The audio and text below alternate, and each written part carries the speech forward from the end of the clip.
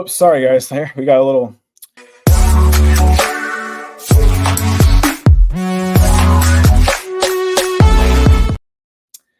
There we go. Thanks, Wes. My screen looked a little funky. Welcome back, guys, to another episode of the Sand Shark Rewind. I'm your host, Brackin Lambert, always alongside with Wes Kerr. Wes, it's been a couple weeks, but how you doing, man? I'm doing well. Summer's been treating me well, and excited to get back and talk with you because we got some big news as we are about a month and a half out from the start of fall sports, including women's soccer, which I'll be on the call on. So I'm already excited to get back to the pitch to Finland Field, ready for another soccer season, and a special guest on today to kind of kick off the countdown to this new season. Yeah, I mean we're getting closer and closer every day, and it's about to be, man, can you believe it's gonna be July starting tomorrow? So we're just about 6 weeks away from the girls coming back to school. But let's welcome in our special guest. The new head coach in the interim role right now is Mr. Dan Huff. Dan, welcome, sir. Move you there in the center. How we doing, buddy? I'm doing well, thank you. Thank you for having me. Of course. So, man, first off, congratulations.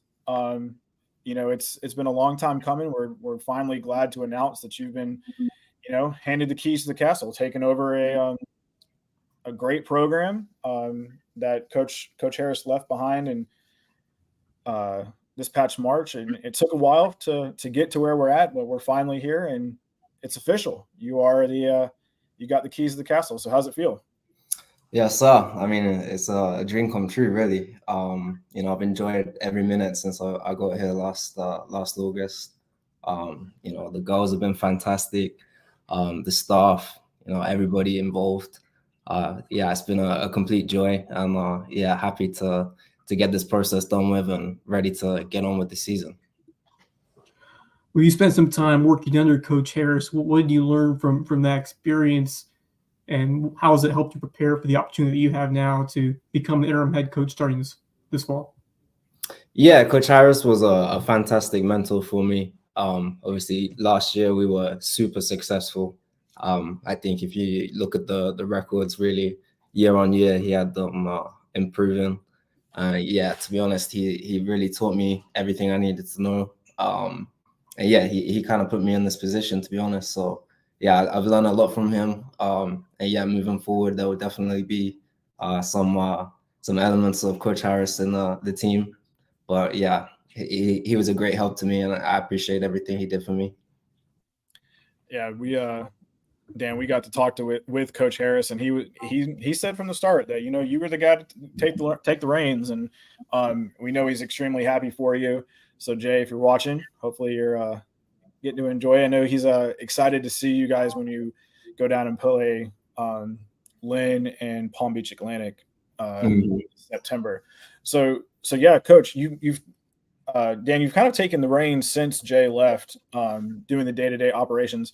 What's been the biggest difference between being an assistant coach and now, hey, I've got the reins? Do you feel like your role is going to change any more than it has over the last couple months? Yeah, there's definitely a few differences. I was always around in the office every day, so I kind of got to hear pretty much everything that went on. But you'd be surprised kind of the interactions that go on behind the scenes between a coach and an athlete, and even the staff, the athletic staff, the extra things now that become my responsibility. It's been I kind of got introduced to it well with the spring games. That was a nice introduction to the position. I think the whole process, it kind of fell into a nice time, and nobody's gonna know the team at this point better than I will. Even given the preseason we have is very short, so a new coach is gonna take them time to get up to speed. There's definitely a few differences, but I found most of them have kind of worked themselves out, and we've been able to work through things, which is, I think, a testament to the team again, who've been fantastic throughout this whole process. Very professional, very patient as well. Definitely they've been a huge help for that. We were around last year being a part of this coaching staff, and what a season it was in 2023, continuing that transition process into Division II college soccer, and you go 13-4-2 overall, 4 very respectable 4-1 in Peach Belt Conference play. Kind of assess this past season and what were the biggest takeaways for you as you now get ready to take the helm of this team heading into another big season in 24? Yeah, well, it's going to be a tough season to follow, that's for sure. Winning every home game. Yeah. For sure, the calendar was quite kind to us in that we kind of played all of the bigger teams in the conference. We played them away, and then this year, obviously, that means we got them at home, which brings a whole new spice to the fixture. But yeah, we had some, incredible games last year, some real highs. 13-4-2, that's an incredible record. Like we say, record breaking. A few individual records broken, Mari, Emily Worrell, just off the top of my head, and to have players back as well from next year. We have a lot of seniors, a few fifth years as well. So, Aaliyah and Adriana coming back to spend their fifth year with us, which is, can't ask for more than that. Super commitment from them. But yeah, like I say, it's going to be tough to try and beat it, but of course that's the aim, to improve every year. As I say, super excited to play those teams at home, and go see those teams that we played at home this year. We get to go away and see all those new places and new towns. We got an exciting away trip in Florida, as Brackin said. Super excited. Yeah, speaking of the roster, we did lose a hefty amount of seniors. Mari, as we talked about before, she's an all-time great. Her numbers are going to probably stand the test of time here in the record book. And then you lose some key pieces with Marcella, and then you lose, kind of a morale booster with Kellen. But you do get Adriana back. You get Aaliyah back. So half of your back line is returning. And then you've got some really good players who are coming in. I can't think of everybody off the top of my head, but we will say that this is the largest roster in team history coming in. Dennis, 36 that we have officially coming in? You can't think of their names. There's quite a few people coming in. Yeah. So. Yeah, we've got quite a few. I know just off the top of my head, Lauren Carmichael, Kensington Daigle, a lot of these incoming freshmen who are going to, make a big impact. And you have a lot of returners, Savannah Page, Sinbai Anderson. And then we get Henny back from injury. So everybody who's played with her previously, Wes, you can probably attest to this too, because you saw her before the injury, that she was probably one of the best defensive players that a lot of them have ever seen. And you get Jenny Hespy back. She scored quite a few goals here. And then we also get to see Cassie Martin, Adriana's sister, on the pitch for the first time this year. So it's basically like, for a couple of these players, you're getting a first look at them. Yeah, absolutely. I mean, Henny, for sure. I've never seen her kick a soccer ball. So Wes, you've probably seen her more than I have. Cassie the same as well. I mean, I saw her for 20 minutes in the very first practice of the year, and unfortunately she got injured and was out for the whole season. So yeah, as you say, those are pretty much, for me, they're two brand new players. I think it's 9 or 10 incoming freshmen with the transfer as well from junior college. The team's definitely going to be shaken up. We got an international from England as well. For sure, there's going to be a few new faces, a few old faces, and I hope they can, get it together in the short preseason we have and get things rolling. Henry can play. I'm excited to see her back out there on the field this fall. And when you talk about adding the depth to the players that are already returning, and you're going to have a lot of, tough decisions to make at times. But, tell me about how you approach that in terms of finding opportunities to get as many players involved, especially early in the season as possible, to kind of see what your team looks like as you get ready for the meat of the schedule. So how are you thinking you're going to approach in terms of utilizing the depth that you have on your roster this year? I think firstly, it's a good problem for a coach to have, right? You can't decide which is your best team. I think if everybody's pushing each other, and those are real tight, tough decisions. That's only a good thing. That means the quality is high. It means the competition in the squad is high, and that's exactly what we want. Like you say, it's going to take a quick turnaround for everybody to get used to the system, used to each other. Used to college for the freshmen, maybe away from home for the first time. We've all been there, so it's a big deal. So yeah, we're just looking for everybody to really adapt to the climate, the school, everything. It's just a whole new kind of world for them. So we're just looking for everybody to come in quickly and do their thing. So we've talked to Dan, the assistant coach, Dan, the interim head coach, but let's talk about Dan. Let's talk about how you got to be here. At least for Wes, I know that you've interacted with Dan, when we're at home games, but not to an extent to where you get to know a lot about him. Dan, I'm in the office with you every day, so I know a lot about you. Unfortunately. Yeah. Hey, construction's getting up there. We can talk about construction on the next episode, but in the days. Yeah, I know. But tell us about like your journey to get here to the States, and then what got you into coaching, because it's a great story. I've always enjoyed hearing it whenever you do get to tell it. So yeah, I think like most coaches, of course, I wanted to be a professional athlete. That was the dream from a young child. It's obviously very competitive back home in England. And for me, it was a possibility until kind of 14, 15. I played at a very high level. And then I kind of got released from the team I was playing for, and kind of had to weigh my options up.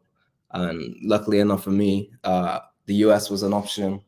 I didn't come out till I was 20 years old, turning 21.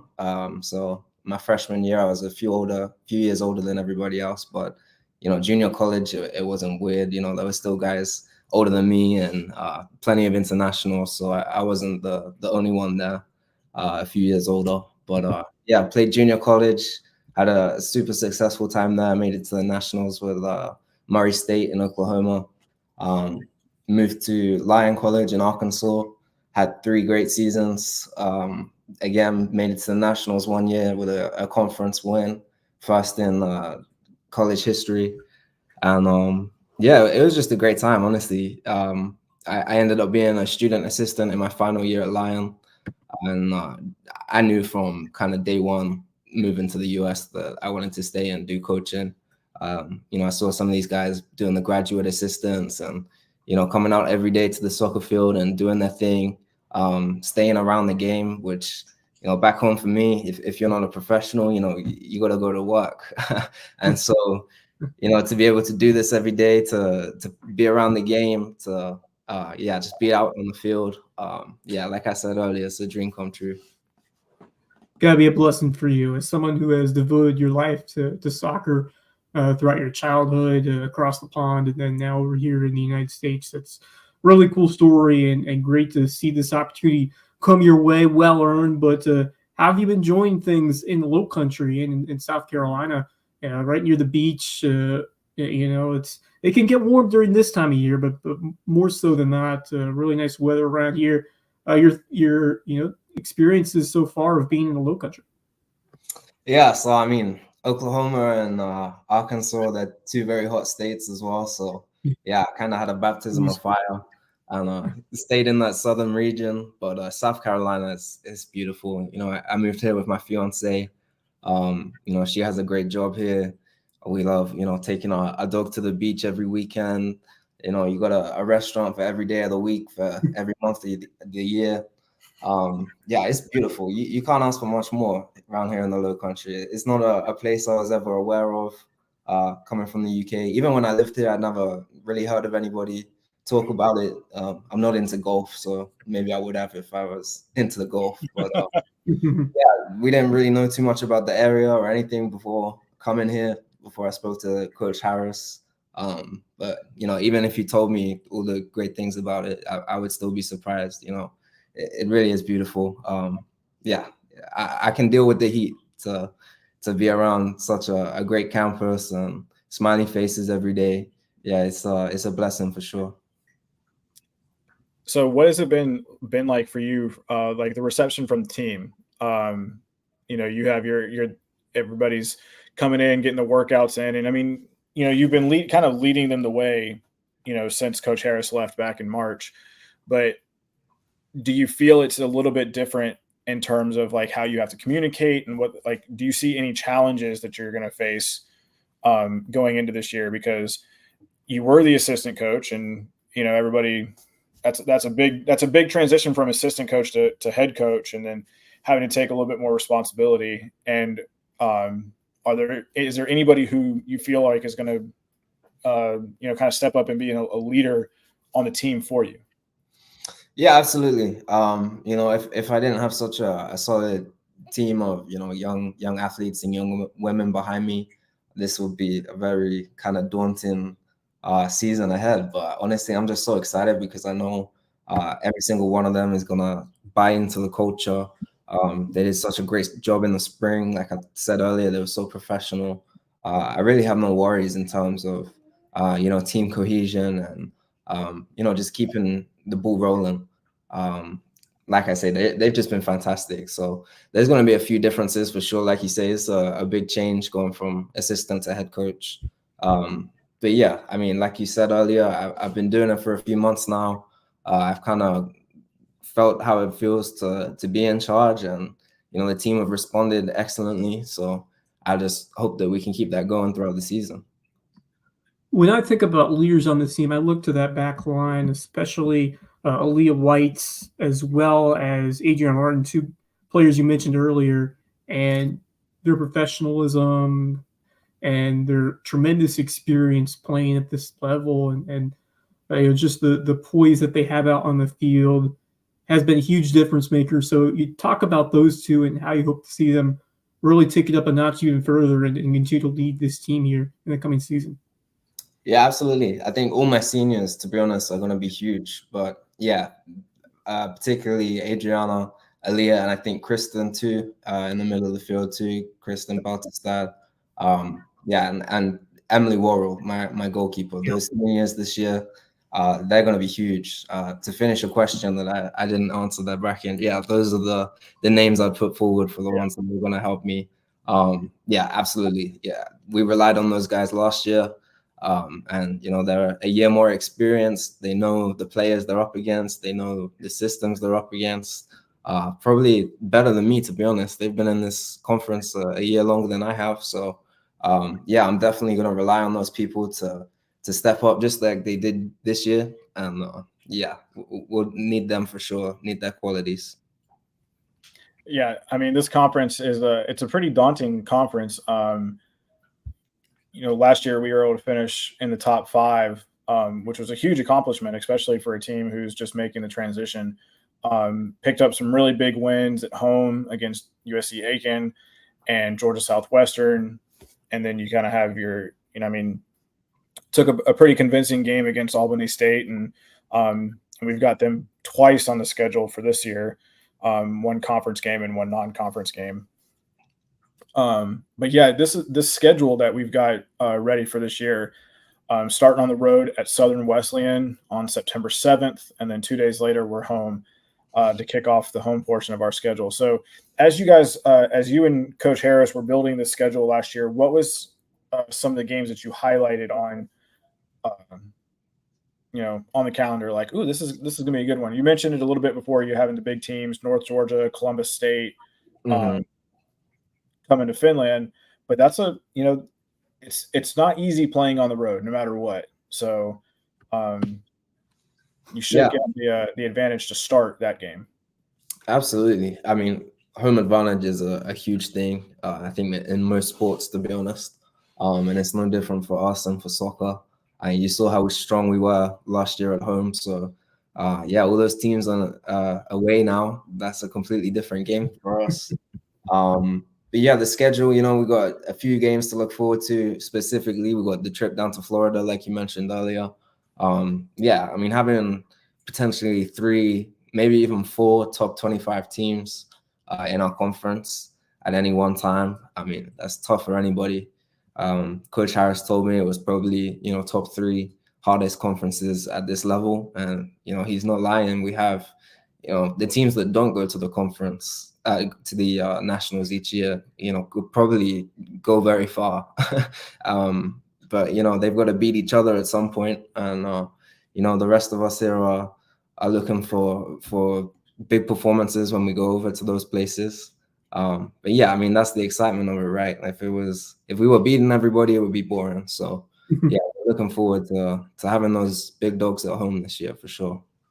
We had a couple of dramatic ones at home, including that last minute Calvatin winner against USC Aiken. That was such a fun one to be a part of. Kristen Beltestad, you mentioned earlier, helped set up that goal. She got the assist on the Calvatin goal with 33 seconds left, which was a crazy finish there. And you guys had another one that went down to the wire with Georgia Southwestern. We won 1-0. So the home field, Finland field, was very kind to you this year. Undefeated, can't do much more than that. So certainly some big shoes to fill in that sense. But certainly being a part of this program, you were well up to the task. But you've had some time to see this team in action, even this spring throughout the spring schedule. So kind of take me through these last few months and where you think the team stands right now and what you've seen heading into the fall.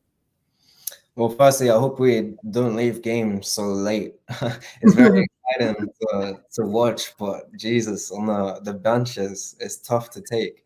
So yeah, hopefully this year we put teams to bed a little earlier. But yeah, no, the last few months they've been a bit of a whirlwind. Kind of, you know, preparing for whether it would be a new coach or myself taking the team forward. But, you know, I can only repeat how good the team has been throughout the process. Really made it quite easy. You know, some people more than others, they've definitely been on my case about a few things.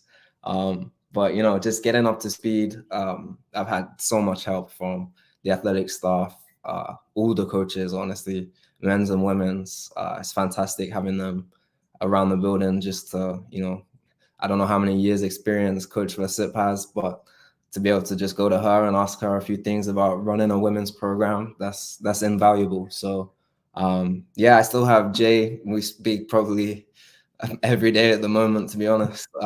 So Jay's helping me out too. He's yeah, just a phone call away. So yeah, I've got all the help I need. And these last few months have definitely shown me I've got the support to be successful here, which is, you know, fantastic. Yeah.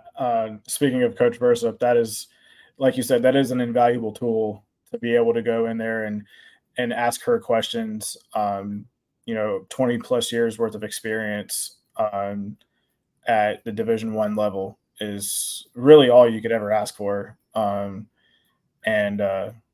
she's not only she's a great mentor for all of us. I think, you know, she has the most experience in the entire department in terms of just being there. But she's done it so well and she's been very successful. So that's a great person to be, you know, leaning up against and saying, hey, let me pick your brain a little bit. So yeah, Dan, what are you most excited for? I think we can kind of wrap everything up with this question because, you know, obviously you're excited because it's your first head coaching position and, you know, it's something that you're comfortable with, but what are you most excited for? I mean, there's got to be something that you're looking at saying, I've got the schedule down. I've got our roster. I'm putting orders in for team gear. I'm doing all the little things, but August 10th and 11th is going to be here in about 6 weeks. So that's you know, what do you think your most, the excitement is for you, you know, you personally? Yeah, I mean, right now my most excited for is the first practice. After we have the first practice, I'll be most excited for our first game. And I think it'll be like that for the entire season. I just can't wait to see everybody, to have all our returners back on campus. Yeah, get back in the swing of things. I love having that little period at the start where it's just soccer on campus, and we really have time to concentrate, and we have all day to get through the things that we need to get through. Team bonding and activities like that. It's going to be crucial in that time. But yeah, absolutely. I just can't wait to get back on the field. And, the first time being on the sideline, that'll be, a huge moment for myself. But yeah, the team is just, on paper, it looks excellent. So I'm ready to see it in real life, Well, Coach, I have to ask you this. You're an England native, right? Yes, sir. How are you feeling after the Three Lions' miraculous 2-1 win over Slovakia today with that incredible Jude Bellingham bicycle kick goal to tie it right at the end?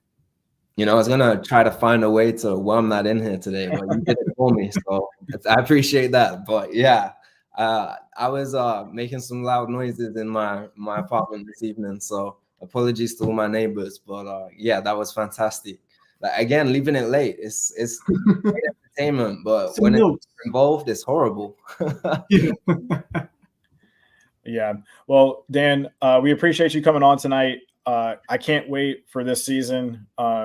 As we said in our post, a new era has begun, and it's going to be an exciting one. I'm really excited to get you guys back on campus. The pitch looks immaculate. You've done a great job this season getting the field ready. Wes, can't wait to have you and Cam on the call to get ready. We've got some big things getting ready for this season. It's the first big sport on campus, and we get all of August to kind of prep and get ready. Got 3 scrimmages just to get out there, and we'll probably do some test runs and all that kind of stuff. But it's going to be an exciting time at Finland Field, and the Coach Huff era begins September 7th, and it's going to be a great one. Make sure Amelia takes off that first home game so that she doesn't have to worry about not being there. Oh, she'll be there. Don't worry. So, all right, Dan. Well, thank you again for coming on, my friend. We will see you bright and early tomorrow at the office. But for Dan Huff, Wes Kerr, this is Brackin Lambert signing off for another episode of Sand Shark Rewind, and we will see you guys very soon. Until then, keep those fins up.